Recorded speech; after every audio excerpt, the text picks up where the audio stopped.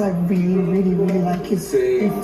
I've only stayed away from you because of your relationship with Bella. If you didn't have that relationship, I'll be in your space every time. I really like it, and I just...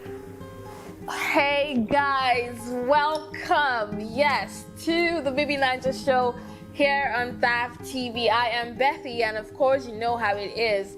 So we know that a lot has been going on, plots.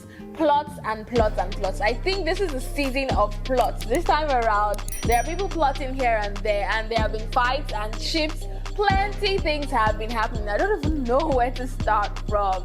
Okay, so I think I want to start with the first major fight. I could call it the first major fight in the, the level 1 house, because apparently those level 1 people have been, acting a little too posh, a little too carefree.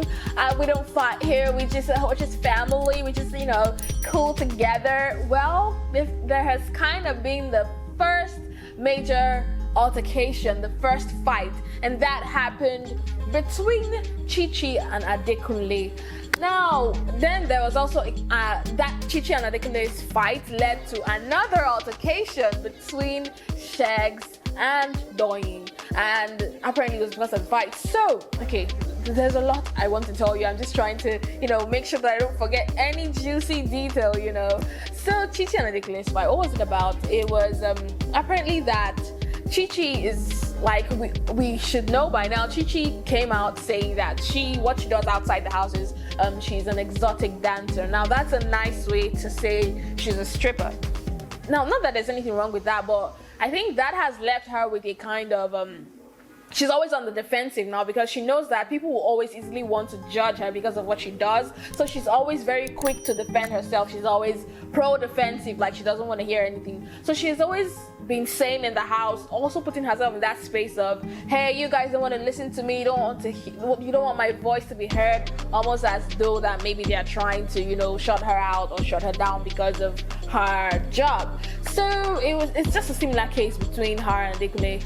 Apparently, they were having a conversation one certain time about males and females, who raises kids better, like if a man can raise a child like a woman does. And she kind of made it more personal, stamping her feet on the ground, that as far as she's concerned, Adekunle cannot raise a child like a woman would. Backtracking this argument, they had been having a general conversation beforehand, and they were talking about raising kids, and they were like, can men raise kids as well as ladies can, and stuff like that. And everybody was airing their own various opinions, but then Adekunle was like, yeah, of course, men can raise kids as well as women. And then Chichi kind of made it more direct, and she was like, no, you Adekunle, you cannot raise a child. And that kind of got him feeling a type of way. But being a guy, it's not like ladies that easily show how we feel, and we're always emotional, or mostly emotional. He didn't say anything about it. So they were in a bit of an argument, and later he made reference to what she said, and he was like, just like when you said that I couldn't raise kids, and for some reason she got stuck on that, and she said, oh, so you have issues with me, She was like, he has issues with her because he brought up what happened in the past. Because if he did not, in her own world, or in her own world of reasoning, if you don't have issues with someone, you would not bring up anything that has happened before between them, which doesn't kind of make sense. But I don't know how she thinks. So she said, oh, the fact that he brought up that means that he has issues with her, he has problems with her. And Jude was trying to tell her, yo, I don't have a problem with you, I'm cool with you. But she was like, no, you have issues with me. I was just back and forth. And I'm sure that he was sad, because from his facial expressions, he was just like in his head, it's just like, stop already. But sis was not stopping. So he was like, okay, fine. So what do we do? How do we move forward? Like, I want to be done with this, I want to just be done with this. So what is it? What do you want me to do? What do you want me to do? If you want me to hug you right now, I'm going to hug you. But if you want me to never talk to you again, just give you a space to the end of this show, I would do just that. And she was just like, I don't want you to do anything. He said then, but she's still hammering on the fact that he has issues with her. So that was it though. That was it. Really kind of pointless, because I mean, like almost every argument that has been ensuing in this program, it has been pointless. But this was kind of different, I guess, because I really love the way Adekunle handled it, though. He handled it like a guy. So now, fast forwarding, that was also the cause of the altercation between Doyin and Sheggz, because for some reason, firstly, we know that Sheggz has a thing for Bella, and at the same time, Adekunle also kind of has a thing for Bella. So Adekunle and Sheggz is already kind of beefing Adekunle because of this, because he's feeling like dude wants to take his lady or stuff like that. So he would naturally gravitate towards supporting Chichi because because Adekunle is the adversary when it comes to his woman. So he was just basically taking Chichi's side and saying that Adekunle who was one at fault in their fight, and Doyin was like, no, because everybody saw reason with Adekunle, yeah, because there was really nothing to fight about, but dude was not having it. Anyways, that is like what they were arguing about. I don't know, I can't keep up with them. They argue about almost everything and anything. But moving on to the plots, I told you guys about the plots, different plots that are cooking here and there. And Amaka, that's in level 2 house now, moving on to that part of the house.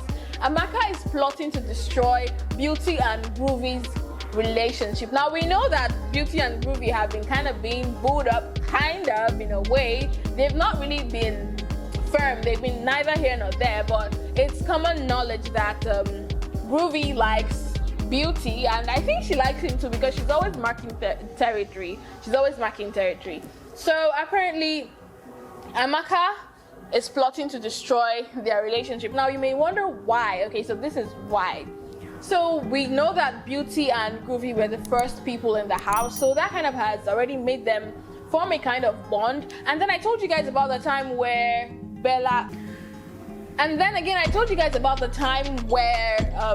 Beauty was there to kiss Groovy and Groovy rejected it. So we know that kind of hurt Beauty's feelings. So I think she was like, okay, so I'm going to pay him back in some way, because even when he professed his feelings for her and told her that he really liked her, she never gave him a concrete answer. She was just, still flirting with other guys. We could see her even flirting with Cass and flirting with the other guys in the house and all of that. So she just kind of, that thing where a girl wants a man. No, she doesn't want a man, but she doesn't want other girls to want him too. So you don't want me, but you don't want other girls around me. That was what she was kind of doing. So when she sees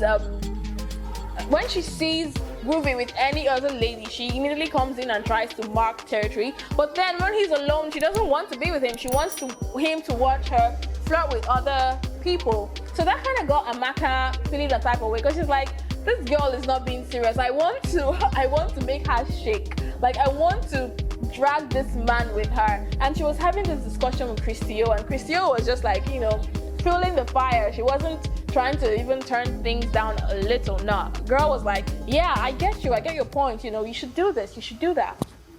And Amaka was basically sharing her plot on how she wants to achieve Groovy from Beauty. Now, not because she even really likes him, that's not even the case. Just because she wants to, give Beauty a run for her money, if I can say that. She wants to let Beauty know that, yo, you guys should be serious. If you want to be with him, be with him. If you don't want to be with him, then don't just be being neither here nor there.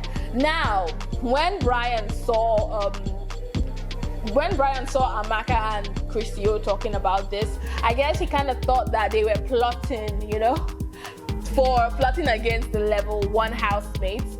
So he also came and was like, we have to plot, we have to strategize concerning the party that's supposed to come up, the Saturday parties, pool parties that is coming up, and he was giving them advice, and basically they're just plotting to go and cause trouble for the level 1 guys, like take their babes and stuff. Like I said, there is a lot of plotting going on, and we can barely wait to see how these things unfold. No doubt Amaka's ploy and Christio's support is gonna turn into something much more crazy, and I'm wondering how is Beauty gonna handle this though, because I don't know if she's gonna handle it well. I think she would just probably back up, like leave Groovy for Amaka. And secondly, do you think that that Groovy is gonna go for Amaka? Do you think he's really just gonna leave his love, beauty, and go for Amaka? Well, I don't know. I guess we're just gonna have to wait to find out. But of course, you can leave your comments and let me know what you think. And like I always say, you just have to stay tuned because I will be bringing you more and more information on everything that is happening in this year's edition of the Big Brother Naija Level Up Season 7. So until next time, I am Bethy and this is the Big Brother Naija show here on TAF TV. Do not forget to like, subscribe, and of course, leave your comments.